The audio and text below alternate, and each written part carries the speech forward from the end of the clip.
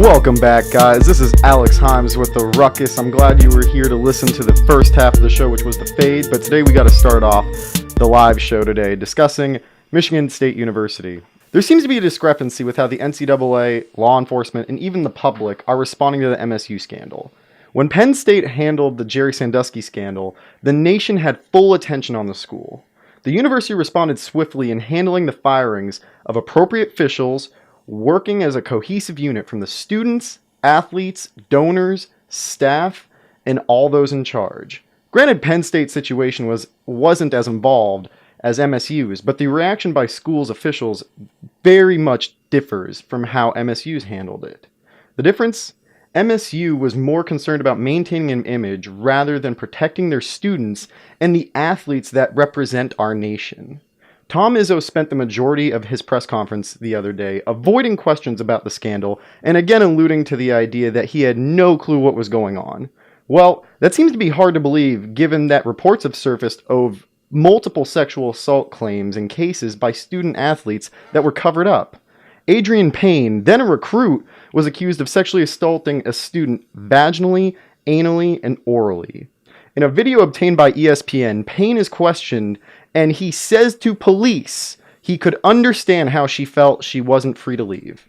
If that's the case, Izzo must have been aware in some capacity of what was going on within his program. This goes even further than that with a report with ex-student assistant coach Travis Walton being accused of punching a MSU student at a bar, and another report that he sexually assaulted another MSU student along with two other Spartan players. In the football program, head coach Mark D'Antonio was asked whether or not he knew the sexual assault allegations prior to the Outside the Lines report that we've all become aware of. Well, D'Antonio responded with, "When I found out about a sexual assault, I reported it to the authorities as of last year's cases." This can't be accurate as well because there have been at least 16 cases filed within his time of being the Spartans head coach since 2007. Think about that, people. Since 2007, there have been 16 cases of sexual assault reported to the university, of which we didn't know about and was uncovered by the Outside Lines report and went unnoticed. This is ridiculous. There's not a chance the athletic coaches didn't know what was going on with their players and what they were doing.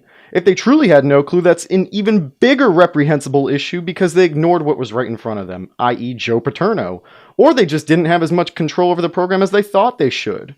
Regardless of what these coaches claim, the reports prove the converse.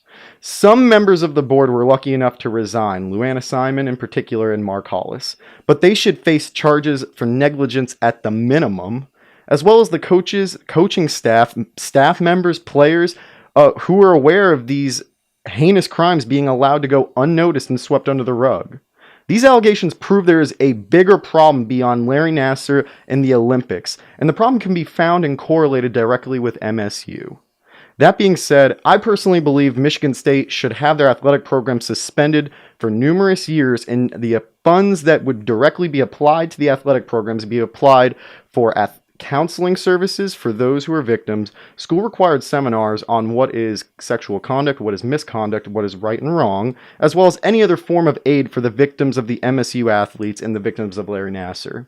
Until this is handled, this will stay in the news and this will only deepen. And I'm sure there's many other things that we don't know right now, considering the Outside the Lines report only uncovered some of the info. And until we find out the rest of the info, we can only wait and unfortunately wait to see what other terrible stuff has been occurring at MSU. And until that point, we just have to wait and figure that out.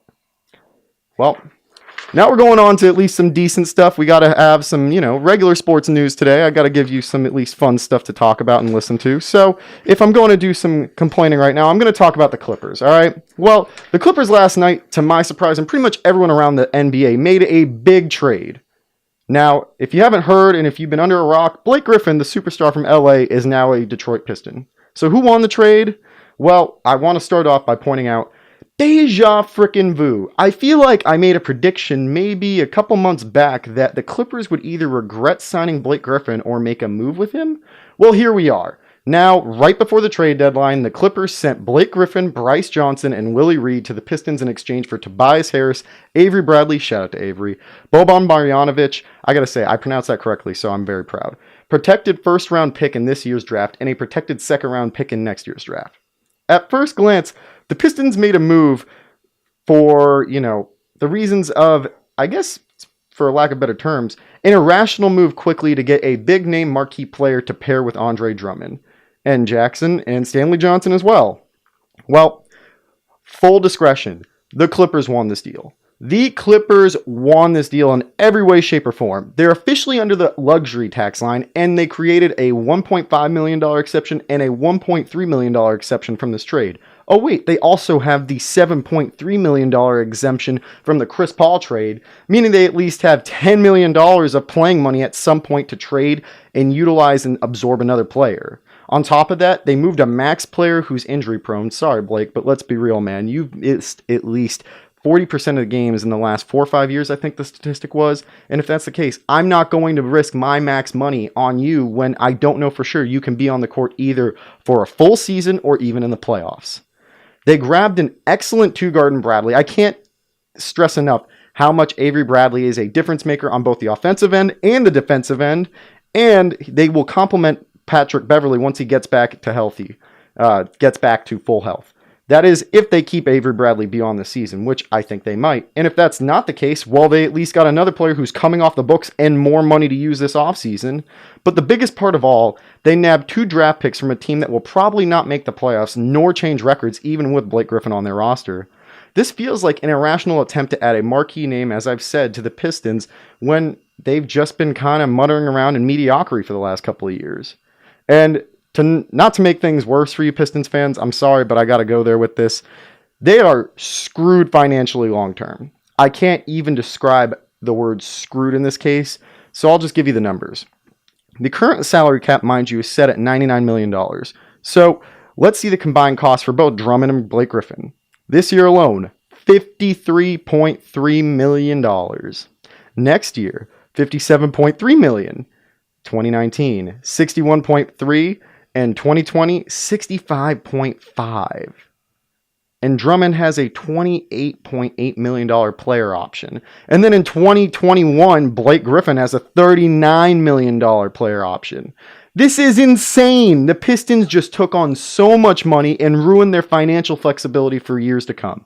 I understand the need to get a big player to pair with guys who potentially could leave very soon, or at the bare minimum, getting a big name player that you wouldn't otherwise be able to attract in free agency to attract free agents in the summer, i.e. Al Horford with the Celtics, what they did. But really, Blake Griffin, I mean, this is no knock on him, but of all moves to make, you just shipped out a bunch of pieces that could be useful for your team for a guy who is going to keep you financially screwed. There is no way that the Pistons come out of this trade on top. But overall, they got screwed in this case. I mean, the numbers speak for themselves, people. And the last bit of today's show we're going to go into is Andre Roberson. Andre Roberson of the Oklahoma City Thunder was injured the other night after tearing his right patellar tendon, unfortunately. I got to say, shout out to Robe. I hope you get a speedy recovery. We want to see you back on the court soon, but what I'm about to say is just the truth, man. Overall, you are ranked 260th in player efficiency rating at 11.14. And offensively, I have to say, I have talked to so many people about your offensive weaknesses and how more often than not see an air ball behind the three-point arc from you than I actually see a basket go in. You're averaging 5 points per game, 4.7 rebounds, and on 22% from three. And even worse, and this is the one statistic that I don't understand to this day, because players in today's NBA need to have at least above a 50% free throw percentage. You're at 31.6%. And that's on 26 minutes a game per night. That means you're on the court 26 minutes a night. And I understand you're a defensive specialist. And in today's day and age, nobody plays defense. So you have to have guys who play defense in general, and we call them defensive specialists, although you are a good defensive player. You rank 66 in plus minus out of the 486 players. I get that. But really, you're a one-dimensional defensive specialist who can't extend his range beyond 5 feet. You know, defense is where we really are in the NBA, and we all need to have that one player on the team who's willing to not be an offensive ball hog and really be a shutdown defender. But I think right now the Oklahoma City Thunder, for lack of a better term, lucked out because they're forcing themselves to have to play with other guys in the starting lineup at the two-guard position, and we'll get more time for guys like Josh Eustace, Terrence Ferguson, Patrick Patterson, and who can shake up the lineup and add different things offensively because of their versatile talents. In the long term, this injury is a blessing because overall, just Roberson is not a long-term fix at the two-guard. Let's just be real. So I wish you a speedy recovery, Dre, and we'll see you back on the court soon, but hopefully not soon enough because I want to see these Thunder extend their offensive options, maybe change it up a little bit. Let's see what these lineups can do because now we're about to see it in full effect just because we have to. Well, I guess I'll give you guys one more last thing for the day, and I'm going to go with the NBA AllStar Draft. So everyone has been talking about how the NBA AllStar Draft wasn't televised, it wasn't shown, and this is the first year of the Players Draft, where players actually get to draft who they want on their teams, being Steph Curry and LeBron. Now, I understand it's the first year of this entire process, so maybe not televising it is acceptable this year, but let's start off by noting what excuse they used. Insiders claim that there wasn't an overall consensus from the players who were in the draft to be shown the draft televised on TV, meaning that the players that were involved did not say yes or no, or they didn't approve of the idea of televising the All-Star Draft where players were being chosen left and right. And people are pointing out the fact that guys like Al Horford or Kevin Love, although I love you, Al, I love you, man, but we're going with this one. You and Kevin Love were just not about being shown potentially being picked last or second to last. And other players who were afraid of being picked last were worried. Us as fans really want to see this. Let's go into this. Us as fans want to see where Kyrie ended up. Everyone wanted to know if LeBron was going to play with Kyrie. Malik behind the camera wanted to know if Kyrie was going to play with LeBron. Let's be real. See? Yeah, there we go, Malik. And other fans wanted to see it just because if we're voting these guys into the All-Star game to play, why the heck shouldn't we be allowed to see them be drafted to the teams they play on? I mean, come on, it only makes sense, guys.